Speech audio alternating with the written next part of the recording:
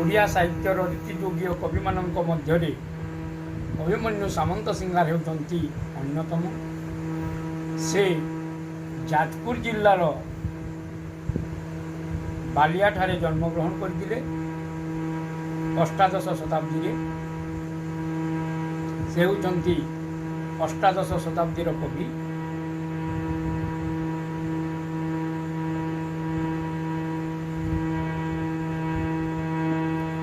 ପିଲାଦିନରୁ ସେ ଛାନ୍ଦ ଅଳଙ୍କାର ପ୍ରତି ତାଙ୍କର ଆଗ୍ରହ ଥିଲା, ସଙ୍ଗୀତ ପ୍ରତି ଆଗ୍ରହ ଥିଲା। ତାଙ୍କର କୃତି ଗୁଡ଼ିକ ମଧ୍ୟରେ ବିଦଗ୍ଧ ଚିନ୍ତାମଣି, ପ୍ରେମକଳା, ରସବତୀ, ସୁଲକ୍ଷଣା, ବାଘ ଗୀତ, ଚଢ଼େଇ ଗୀତ, ବୋଲେ ହୁଁଟି ପ୍ରମୁଖ। ଆଜିକାର ଗୀତ କଲା ମାଣିକରେ ଏହା ତାଙ୍କର ପରିଚିତ କାବ୍ୟ ବିଦଗ୍ଧ ଚିନ୍ତାମଣିରୁ ଆଣିତ।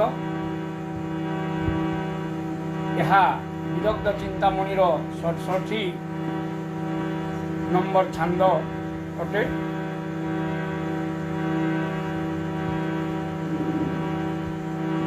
ସେ ରାଧାକୃଷ୍ଣଙ୍କର ଜଣେ ବଡ଼ ଭକ୍ତ ଥିଲେ। ତେଣୁ ବିଦଗ୍ଧ ଚିନ୍ତାମଣିରେ ରାଧାକୃଷ୍ଣଙ୍କ ବିଷୟରେ ବର୍ଣ୍ଣନା କରିଛନ୍ତି ଏବଂ ଏହି ଛାନ୍ଦରେ ମା ଯଶୋଦା ଶ୍ରୀକୃଷ୍ଣ ଗାଈ ଗୋଠରୁ ସନ୍ଧ୍ୟା ପର୍ଯ୍ୟନ୍ତ ନ ଫେରିବାରୁ ସେ ବିବ୍ରତ ହୋଇପଡ଼ିଛନ୍ତି। ତାଙ୍କର ଚିନ୍ତା ବଢ଼ିଯାଇଛି। ତେଣୁ କୃଷ୍ଣଙ୍କର ପ୍ରତ୍ୟେକଟି କାର୍ଯ୍ୟକଳାପ